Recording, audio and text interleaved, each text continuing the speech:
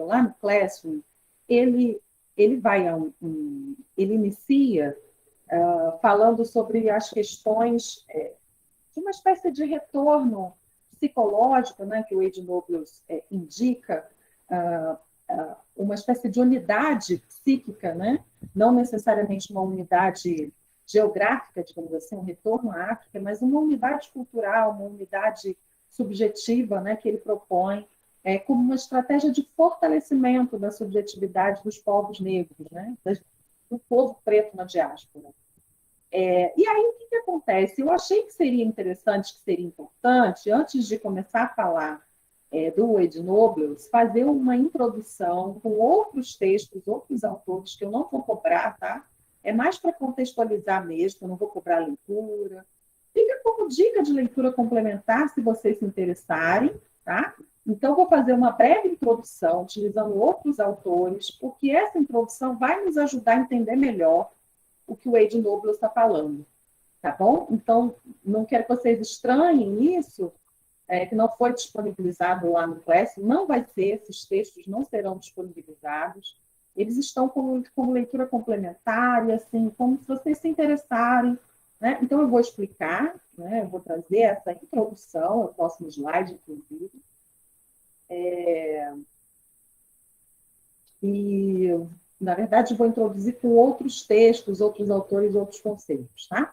Então, fica a dica aí para quem quiser fazer essa leitura. Tá? Então, para que a gente possa falar de afrocentrismo, né, que é um tema que vai ser tomado pelo Wade Nobles, a gente vai passar um pouquinho por alguns conceitos anteriores, né, para a gente entender como que a gente pode pensar esse percurso, sobre o que o afrocentrismo está falando, de onde que ele se posiciona, tá? Então, eu escolhi aqui algumas temáticas para que a gente possa começar a dialogar, e alguns autores também, né? Assim, autores, assim, no sentido de despertar a curiosidade de vocês, quem sabe a possibilidade de estudar e se aprofundar no tema, né? Então, a gente sabe, a gente já sinalizou minimamente semana passada que raça não é uma condição biológica, né? Mas uma construção social, uma construção cultural, né? E é uma construção cultural que costuma não, que com bastante ênfase produz no corpo social como um todo, né? Na sociedade, nos grupos, né?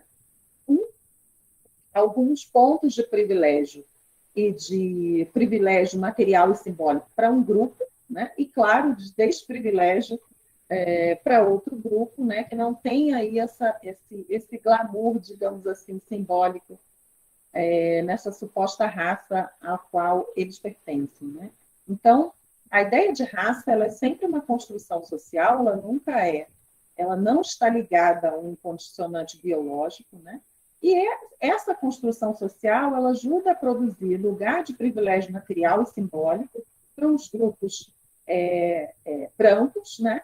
Para o grupo branco, e um lugar de delimitação de fronteiras hierarquizantes. O que é isso? Né? Ele produz aí uma espécie de hierarquia de valor, né? Valor social, valor cultural, valor político, valor subjetivo. Né?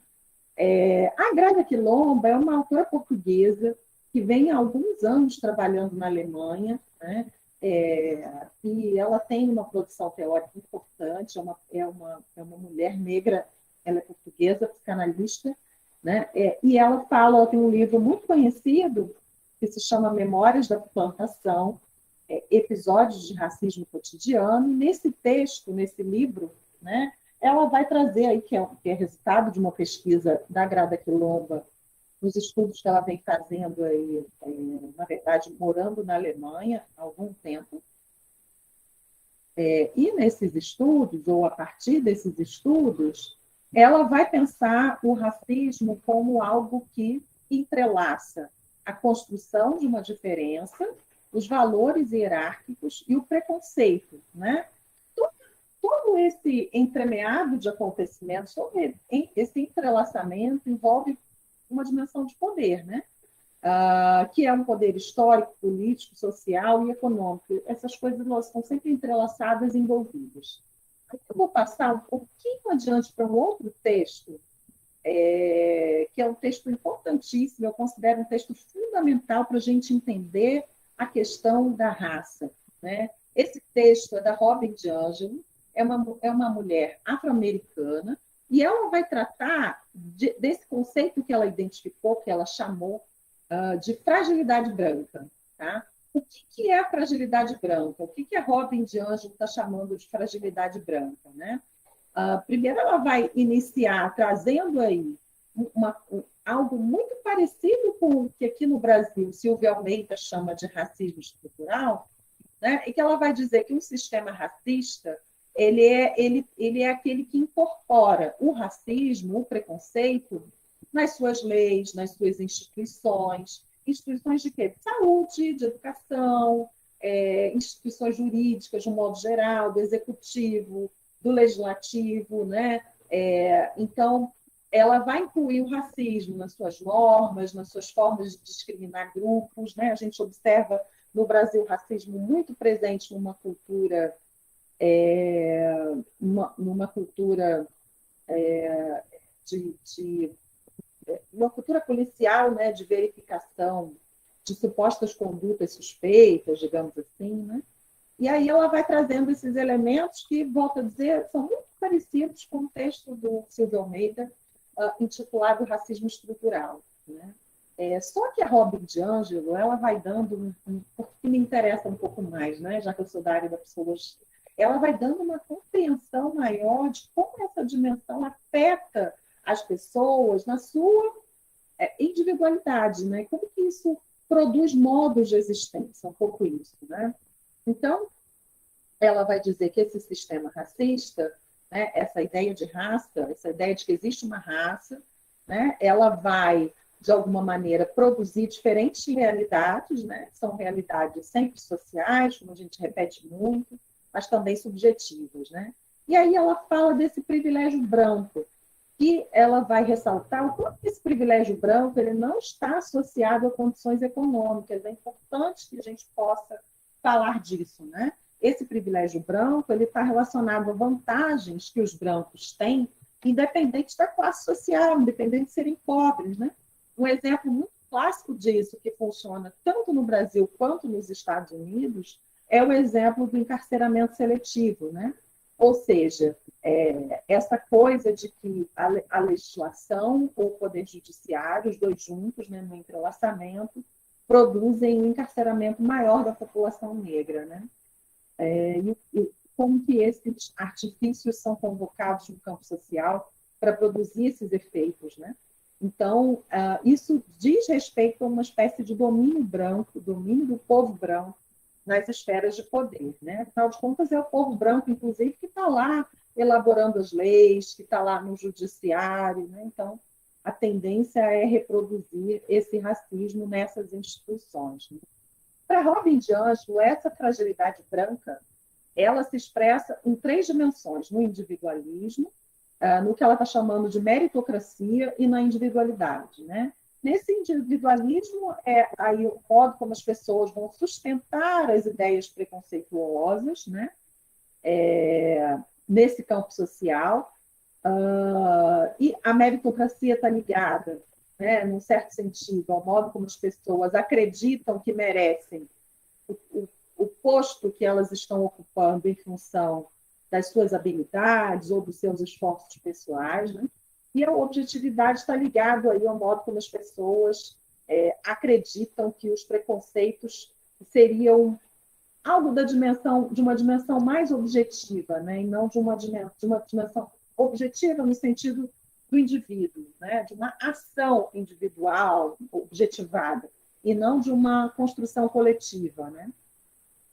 E aí ela vai trazer essa dimensão da fragilidade branca como desencadeada por um desconforto muito grande, um desconforto que esse desconforto ele é desencadeado nas pessoas brancas, de um modo geral, quando elas estão colocadas diante da questão do racismo.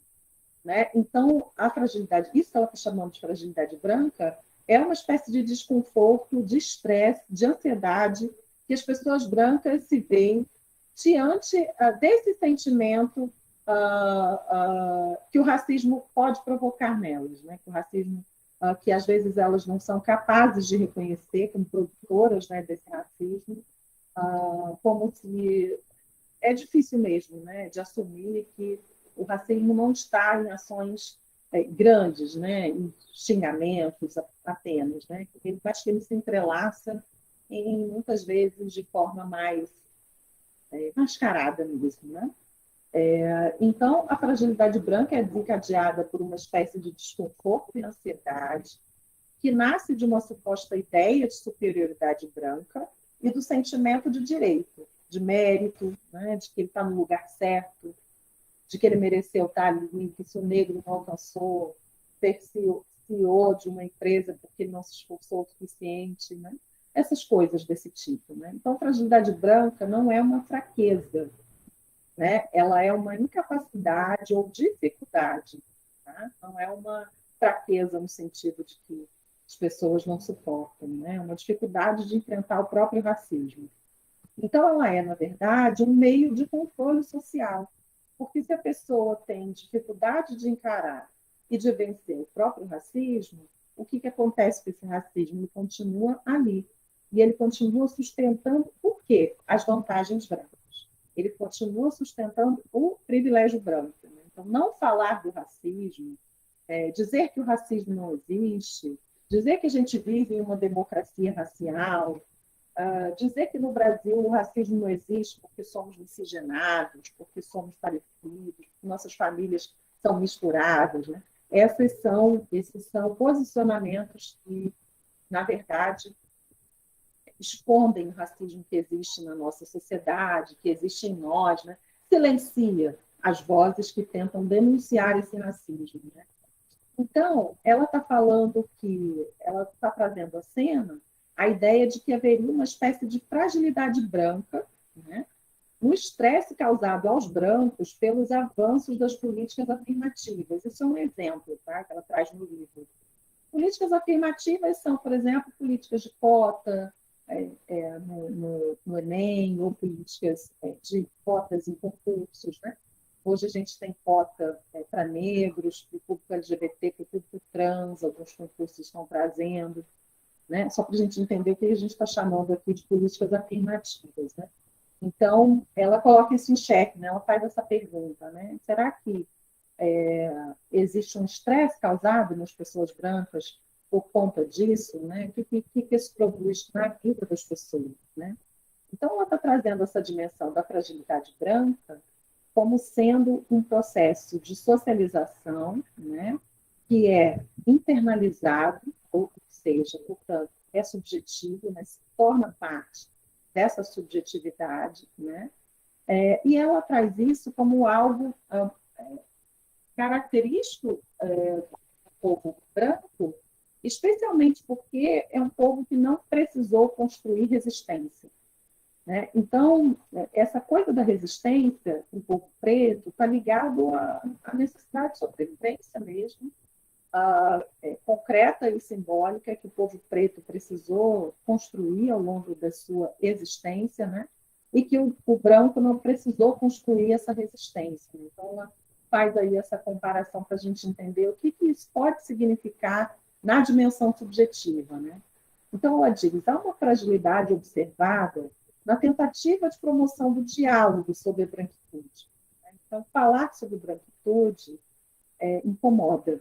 Né? Então, desse incômodo, esse incômodo que ela está chamando de fragilidade branca, né? O próprio termo assusta, né? Então, é impactante. Né? Tem uma autora brasileira que vai falar em um outro conceito, o nome dela é Cida Bento. A Cida Bento é psicóloga também, vai falar da psicologia social, né? Trabalha com psicologia social no Brasil há mais de 30 anos, é uma autora já reconhecida pelo seu trabalho, com longa data, né? E ela utiliza um termo que ela chama de pactos narcísicos pela branquitude. Quando ela está falando de pactos narcísicos, ela vai a um conceito da psicanálise, que é narcisismo. E aí é um conceito um pouquinho mais difícil. Eu prefiro não usar a Cida Bento, mas por conta de...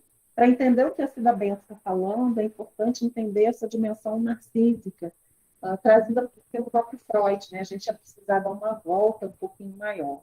mas são conceitos que se aproximam bastante, né? Essa ideia de que há um pacto pela manutenção dos privilégios brancos, que a Robin DiAngelo chama de fragilidade branca, e que a Cida Bento vai chamar de pactos narcísicos pela branquitude.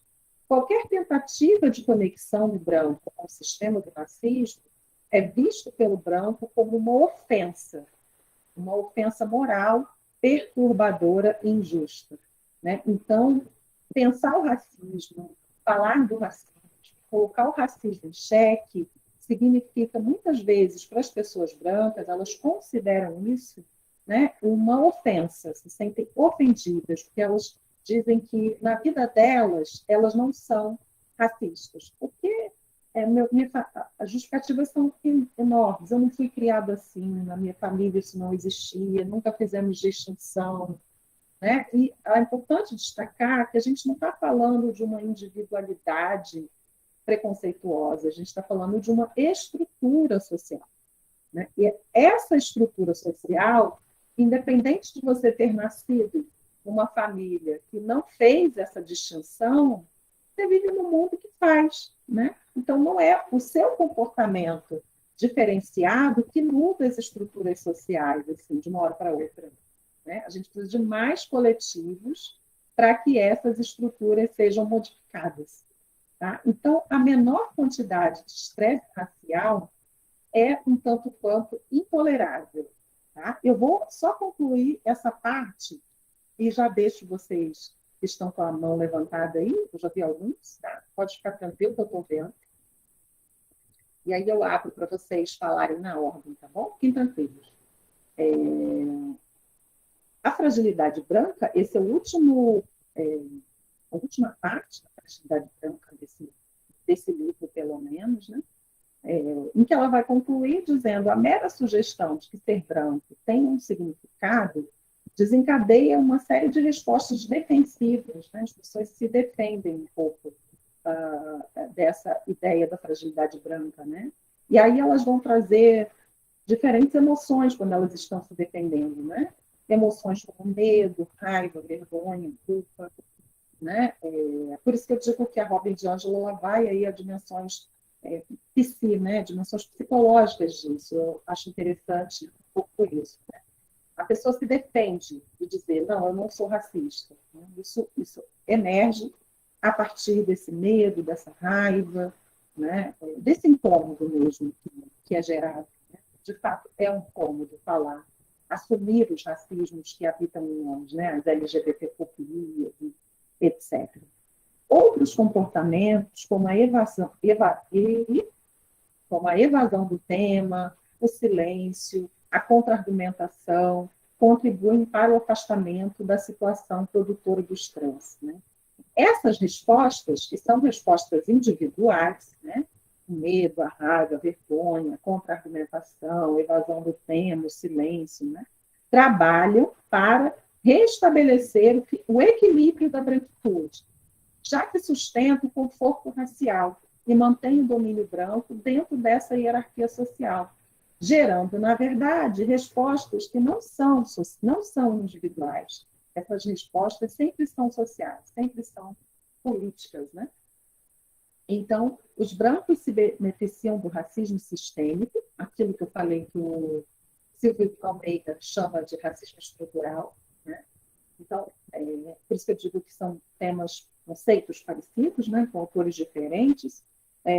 Então, ela fala em sistema racista, o Silvio Almeida fala em estrutura social racista, né? A sociedade ela se ergue, ela se estrutura desse lugar. Né? Então, os brancos se beneficiam do racismo sistêmico e de sua manutenção / atualização contemporânea. Né? Eu vou, então, passar a palavra, porque essa parte terminou, tá? Depois eu vou aqui a um outro autor, rapidamente, só que eu estou passando, só para vocês verem, tá? Esse autor aqui é o Cheikh Anta Diop, a gente já fala dele, e aí a gente conclui, para trazer, de fato, o texto que foi indicado lá na nossa sala de aula virtual, né, do Classroom. E que a gente, na verdade, não vai entrar nele hoje. O objetivo hoje é só fazer essa introdução. tá? Só para vocês saberem. Passo a palavra, então, Maria Eduarda, com a mão levantada. Então, professora, boa noite. Uma coisa que chamou a atenção que você falou ali sobre a questão do costume, né, do preconceito. Eu posso considerar que o preconceito no Brasil chegou a ser algo cultural, assim, porque quando eu falo cultural, no sentido de que cultura, né, você já nasce ali naquele meio, né? Então, você meio que já tá, eu não queria poder dizer, usar a palavra acostumada, mas assim, você tá ali num meio onde tudo aquilo acontece e chega a ser natural, entende o que eu quero dizer?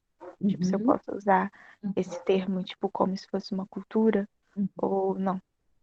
Então, diversos autores, quando utilizam a palavra natural, ficando com a ideia de natural que você está trazendo, eu vou pegar um autor da sociologia que ele vai falar sobre a naturalização do social.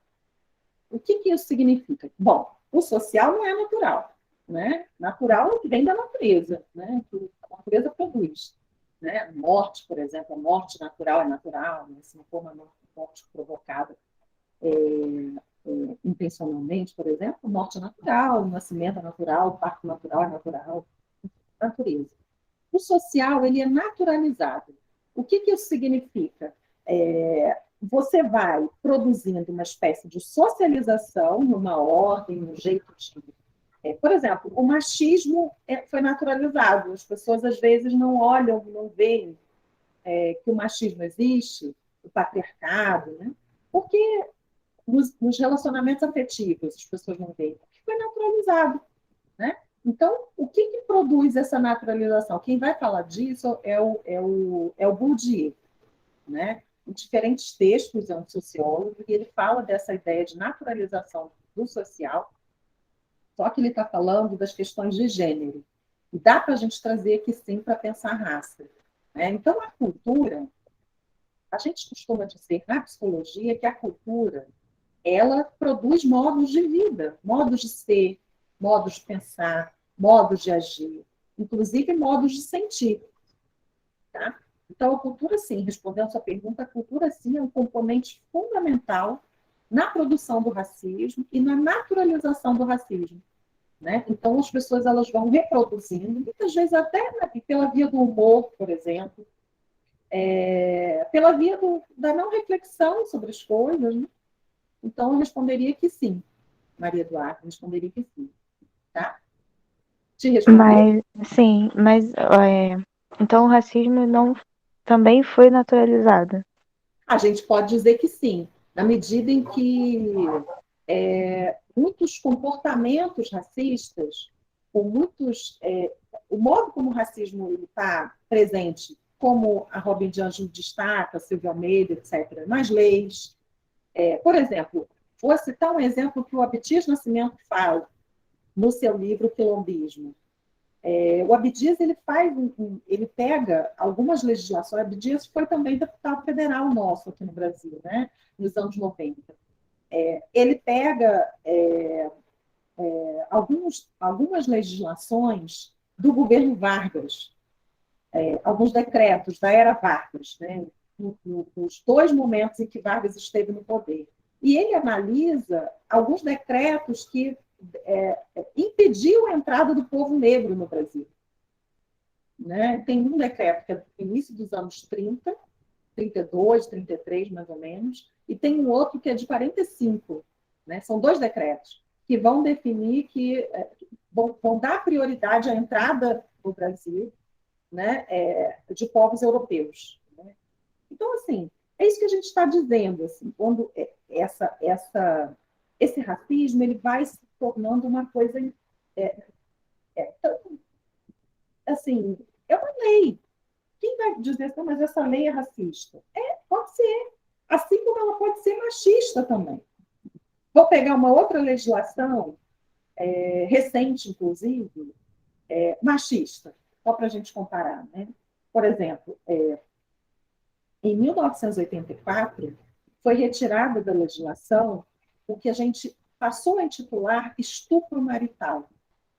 O que era o estupro marital? Se a mulher fosse estuprada dentro do casamento, aquilo não era lido como estupro. O homem tinha o direito de fazer isso.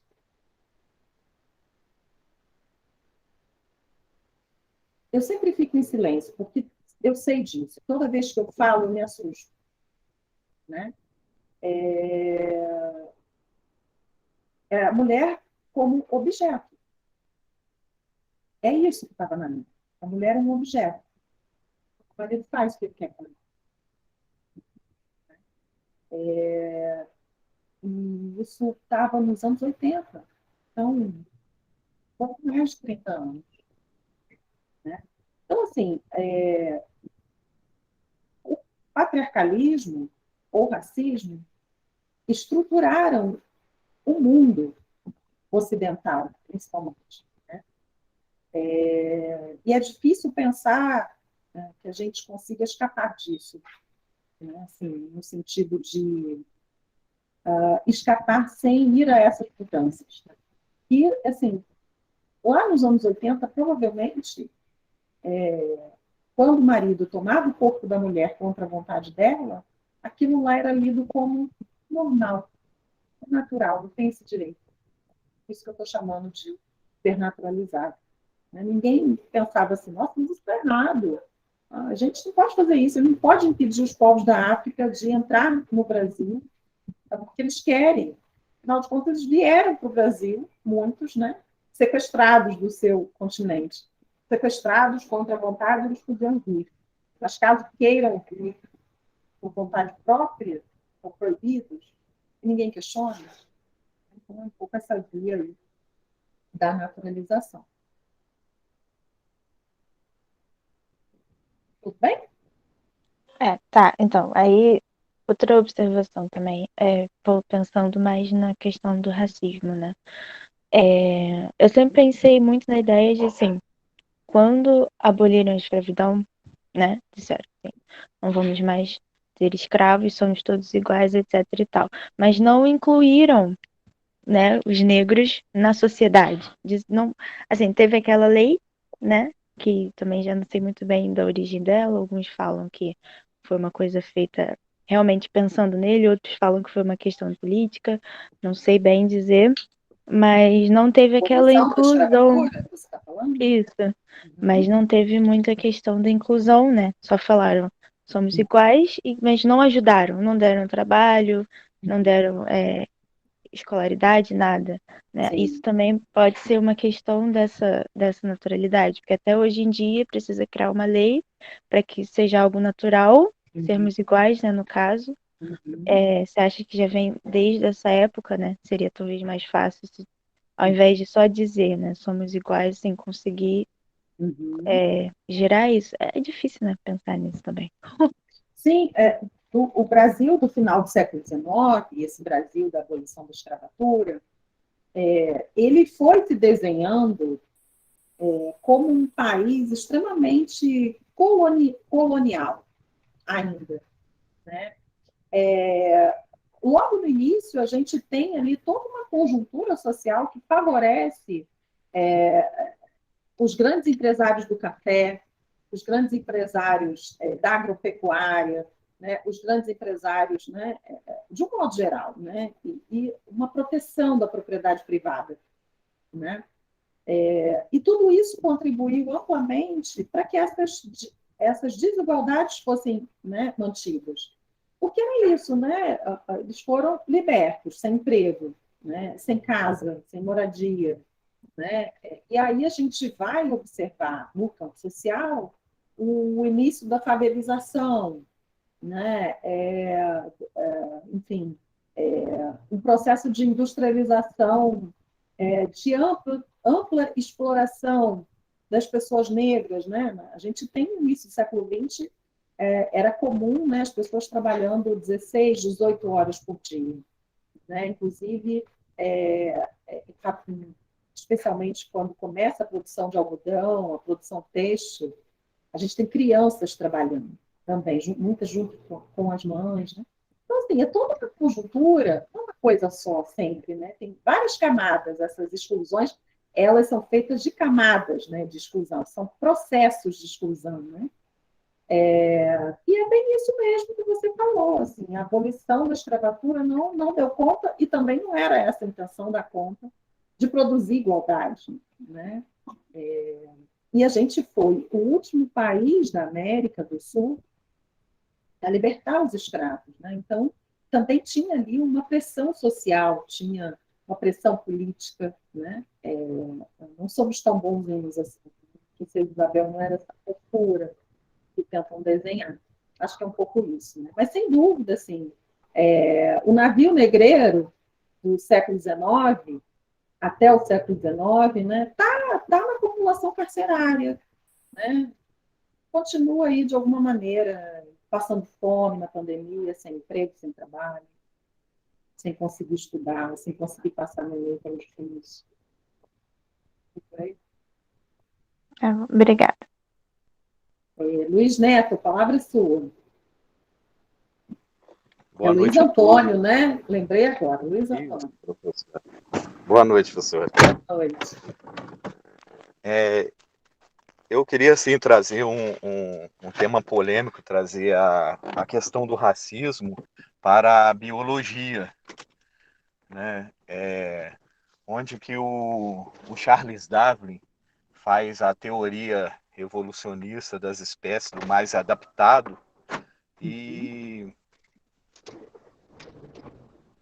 aí depois o primo dele, né, o Francis Galton, ele desenvolve a teoria da hereditariedade, da inteligência, a teoria chamada eugenia, né?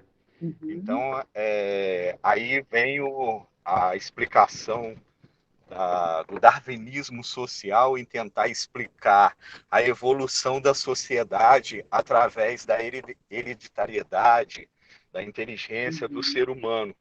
Então, essa teoria é uma das causas, né, traz o racismo num contexto científico, né? Porque o Francis Galton é um matemático, um estudioso, né, muito respeitado.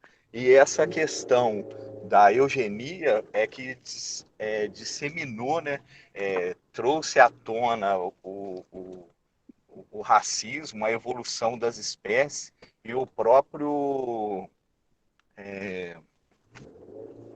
Hitler, né, pega essa questão da eugenia para evoluir a espécie, a nação ariana, né, que dominaria todo o mundo. Então, assim, eu queria só citar isso aí, porque a senhora falou muito sobre a questão de extermínio, né, do povo negro. E essa teoria que existe até hoje, até que tem um escritor haitiano, Achille Mbembe, que cria o termo necropolítica, né, a política do extermínio dos povos negros, dos pobres, né? Então, a gente vê isso nas ações policiais dentro da nossa sociedade, aonde que de cada 3 pessoas mortas no Brasil, 2 são negros, entendeu?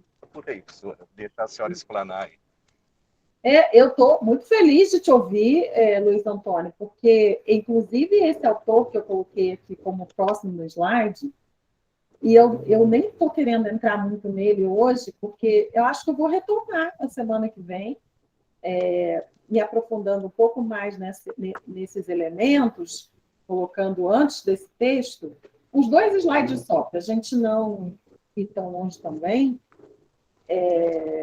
mas que são importantes para a gente entender, sem sombra de dúvida, né? Todo esse... Na verdade, o racismo, a gente costuma dizer, que a gente chama de racismo científico, é esse racismo que toma por base os trabalhos de Darwin, né? E que depois foram retomados para pensar tanto a eugenia quanto a teoria da degenerescência, né? Que é uma teoria que são as teorias base do nazismo, né? O que se tinha como ideia no nazismo, por exemplo? Não só o extermínio dos judeus, Mas os nazistas tinham também como objetivo, e se fala pouco disso, né, o extermínio dos deficientes físicos e o extermínio dos povos pretos, dos pretos também. Mas como foi, claro, a gente até tem um autor, eu não sei se você conhece, Luiz Antônio, o nome dele é Aimé Césaire. O Aimé Césaire, ele tem um livro que é impactante, não está aqui agora. Ah, está aqui, ó. O Aimé Césaire é da literatura. Esse livro se chama Discurso sobre o Colonialismo. O que o Aimé Césaire diz? Sabe Eu tenho ele, professor. Você tem? Ah, que bacana. Assim, ele diz muita coisa, e ele é poético, né? Porque a pessoa, quando é da literatura, ela escreve assim, de um jeito encantador. O que o Aimé Césaire diz? Ele diz assim, por que a Alemanha chocou tanto o mundo com o Holocausto? Porque foi um crime cometido contra os brancos. É pesado o que o Aimé Césaire está dizendo. Porque ele está dizendo assim, isso que fizeram com os judeus estavam fazendo há 400 anos nos continentes colonizados com os povos pretos. Mas isso não chocava o mundo. Não que ele esteja defendendo que o povo judeu tivesse que morrer, pelo amor de Deus, não é isso. Né? Mas ele está dizendo assim, o que envergonha a Alemanha até hoje? O que faz com que a Alemanha se sinta envergonhada pelo Holocausto de Hitler? É ter matado tanta gente branca. Essa hierarquia social que foi sendo construída, né? Mas volto a dizer, o Holocausto não matou só os judeus, matou os negros e os deficientes. E a teoria da degenerescência e da eugenia era essa que defendia a morte, né? Ou não, às vezes não necessariamente a morte. Nós tivemos na Europa tribunais eugênicos, né? Que defendiam que a pessoa com deficiência, por exemplo, não poderia se reproduzir. Tá?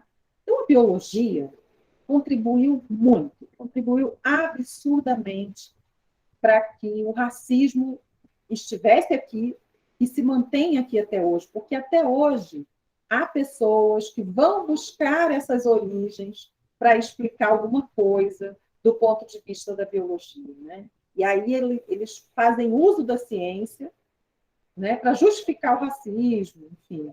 É isso que a gente chama de racismo científico. E aí é diferente do que a Maria Eduarda perguntou, que são dois racismos diferentes. Né? Um vai pela via da biologia, é essa mesma, que o Luiz fez esse favor de trazer para a gente, e o outro vem da cultura. Né? Então, é um racismo científico e um racismo cultural. Né? São os dois, o científico vem primeiro, historicamente. Né?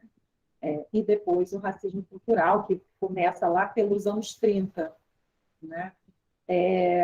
E o Achille Mbembe é esse autor que vai desdobrar o conceito de Foucault, né? Um conceito de Foucault em que ele fala sobre biopolítica, né? Que são estratégias de gestão da vida, como que o governo toma para si modos de gerir a vida, né? A pobreza, né?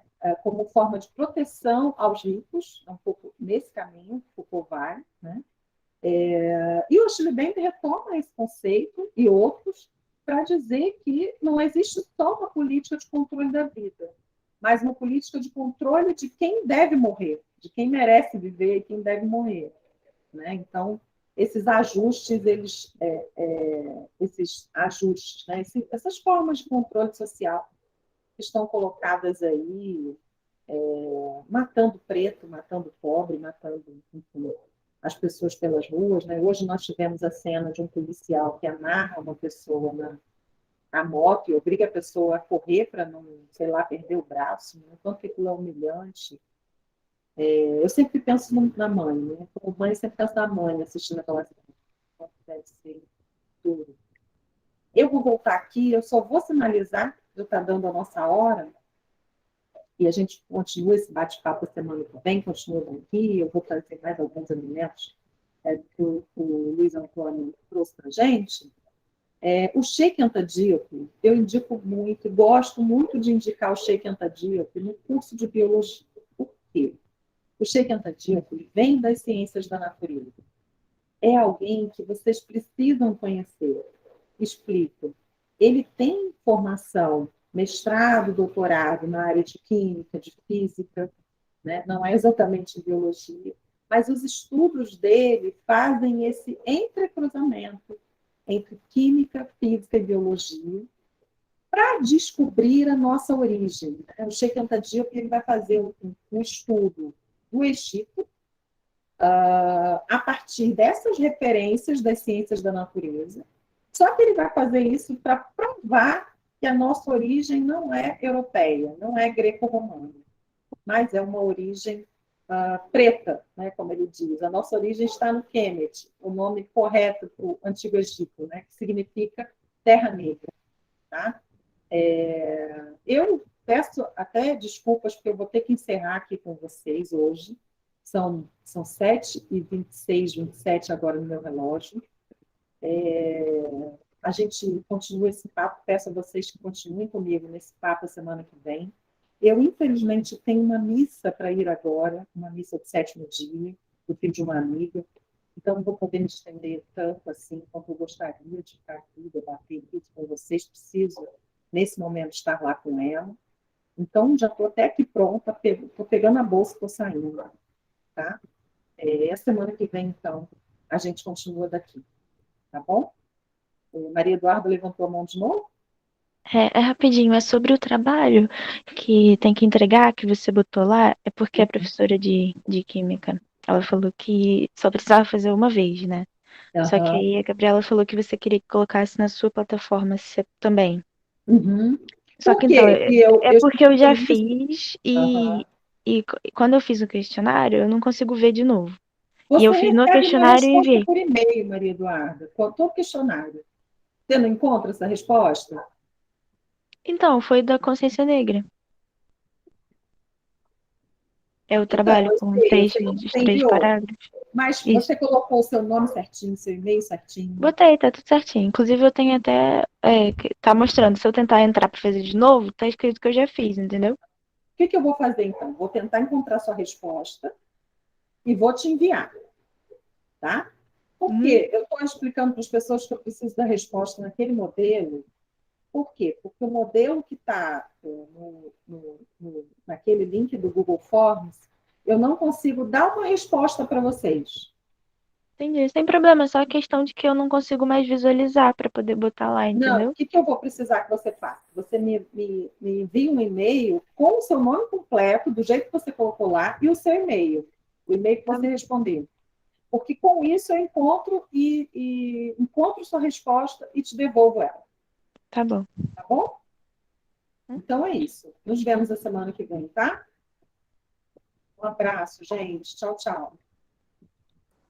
Tchau, boa Boa noite, noite. professor. Boa noite. Boa noite, você. Boa noite.